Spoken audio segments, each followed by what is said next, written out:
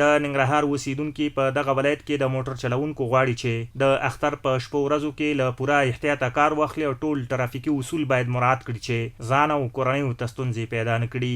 د جلال آباد ښار اوسیدونکي د موټر چلوونکو او هغو کورنیو چې موټر لري غواړي د اختر په شپو او ورځو کې د موټر چلولو سره احتیاط وکړي او ترافیکي اصول باید په پام کې ونیسي.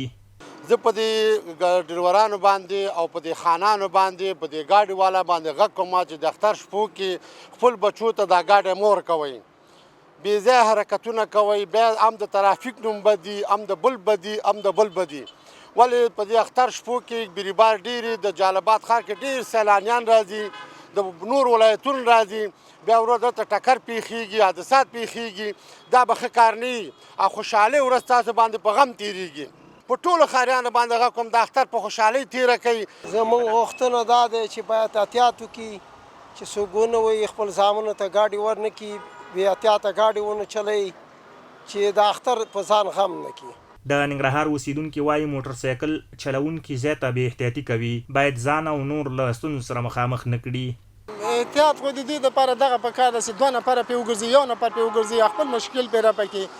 داسې نه خدای ناخواسته سبا داسې یوه حادثه ورته پیښه شي چې بل هم په غم ورسره اخته وي او خپل هم په کور په غم ککړ وي. دا نه ده پکار ورته. هر کال د اختر په شپو ورځو کې د موټر او موټر سایکل چلوونکو د بې احتیاطۍ له کبله ترافیکي پیښو کې زیاتوالی راځي او ډیری هیوادوالو ته پکې مرګ ژوبله هم اوړي.